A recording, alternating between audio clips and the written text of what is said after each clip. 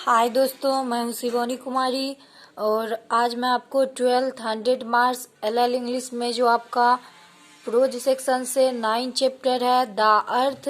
तो आज हम आपको द अर्थ चैप्टर का समरी बताएंगे जो आपके एग्जामिनेशन में 5 मार्क्स के पूछे जाते हैं और इसमें बहुत सारा ऑब्जेक्टिव भी रहता है।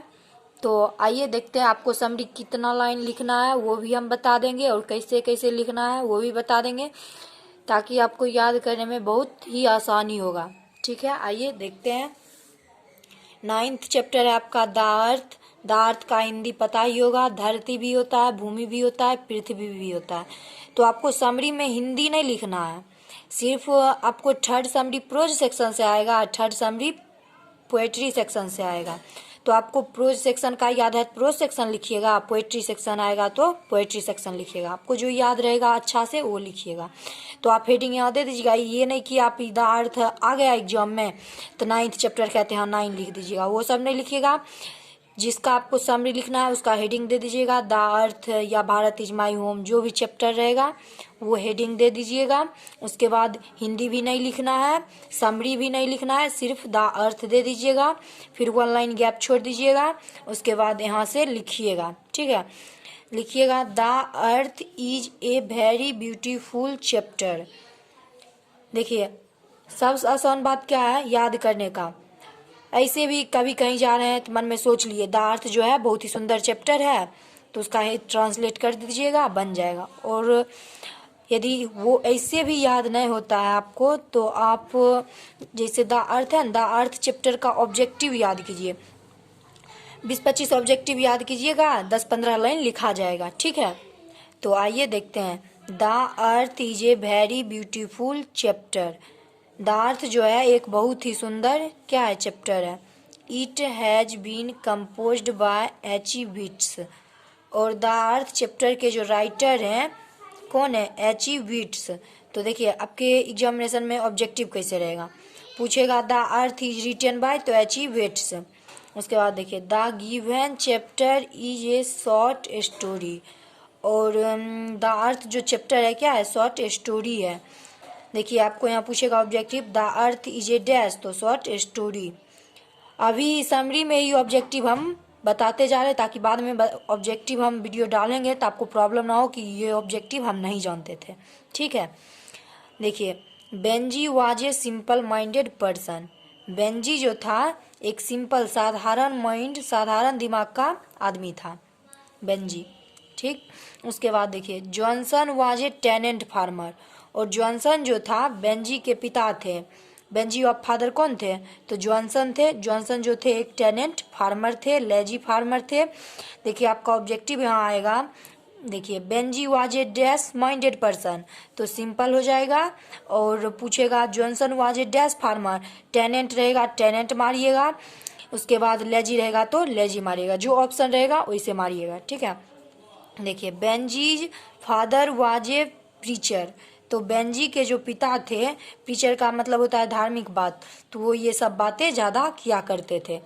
ठीक है, तो the name of Johnson son was Benjy. तो देखिए जॉनसन के बेटे का जो नाम था क्या था, बेंजी था। ठीक है, पूछेगा बेंजी ऑफ फादर तो जॉनसन, और जॉनसन वाज सन ऑफ तो बेंजी। ठीक है, देखिए The doctor suggested that Benji should be allowed to keep hens।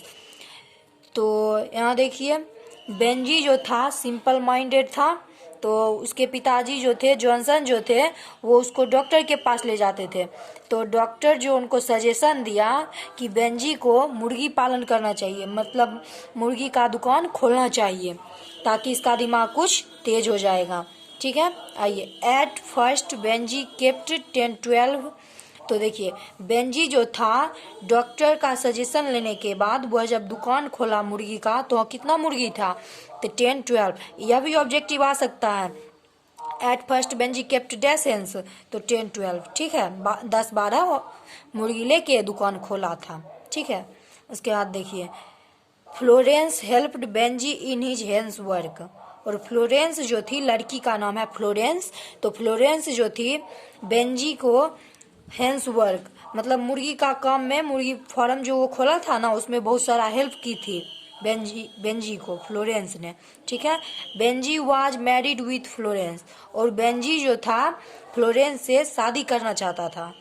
उसके बाद देखिए, Benjie's parents did not like Florence, और बेंजी के जो माता पिता थे, पेरेंट्स थे, वो फ्लोरेंस को लाइक नहीं करते थे। वो चाहते थे कि इससे मेरा बेटा शादी नहीं करे।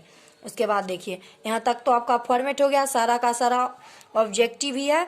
उसके बाद देखिए, वन लाइन गैप छोड़िएगा, इतना भी लाइन लिख दीजिएगा ना, जितना लाइन हम फॉर्मेट लिखे हैं, इतना भी लाइन यदि राइटिंग बेस्ट से लिखिएगा तो आपको 5 मार्क्स मिल जाएंगे, ठीक है।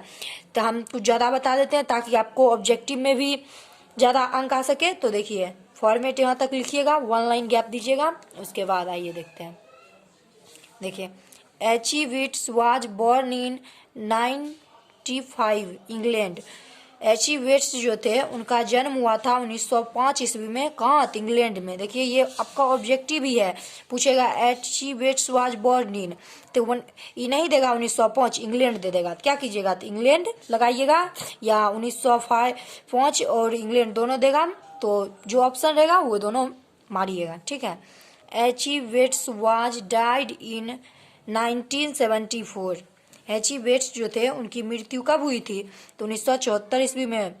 Johnson was a poor farmer, और जॉनसन जो था गरीब फार्मर था, मतलब पुअर फार्मर गरीब किसान था, समझे। जॉनसन जो था पुअर फार्मर था। ऑब्जेक्टिव पूछेगा Johnson was a dash farmer, तो पुअर रहेगा तो पुअर मारिएगा, टैलेंट रहेगा टैलेंट मारिएगा, उसके बाद लेजी रहेगा तो लेजी मारिएगा, ठीक है।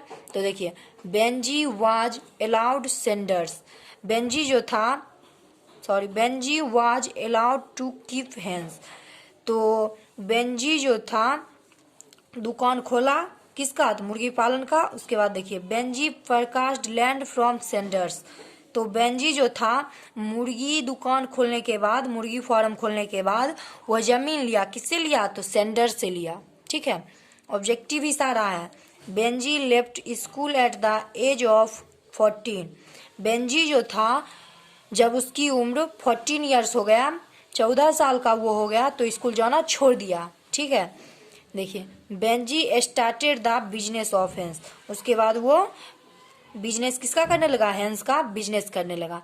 तो आपको हम बताए थे, इतना भी ऑब्जेक्टिव लिखिएगा। देखिए कितना लाइन हुआ, 1 2 3 4 5 6 7 8 9 10 11 12 13 14 15 16 18 19 20 21 22। देखिए, हम 20 लाइन बताएं, यदि आप इसमें 20 लाइन में यदि आप 13 लाइन भी या 14 लाइन भी याद करते हैं, सीधा छोड़िए ना, 22 लाइन बताए ना, तो मानिए आप 11 लाइन याद कीजिए। 11 लाइन याद नहीं होगा, सीधे हाफ कर दिए, 11 लाइन याद करिएगा, ताकि आप लिखिएगा सिर्फ। हाँ, इतना याद रखिएगा, राइटिंग बेस्ट होना चाहिए, क्योंकि इंग्लिश लैंग्वेज है, राइटिंग बेस्ट होना चाहिए, उसके बाद कटकुट नहीं होना चाहिए, तो 5 मार्क्स आराम से मिल सकता है, ठीक है। All the best.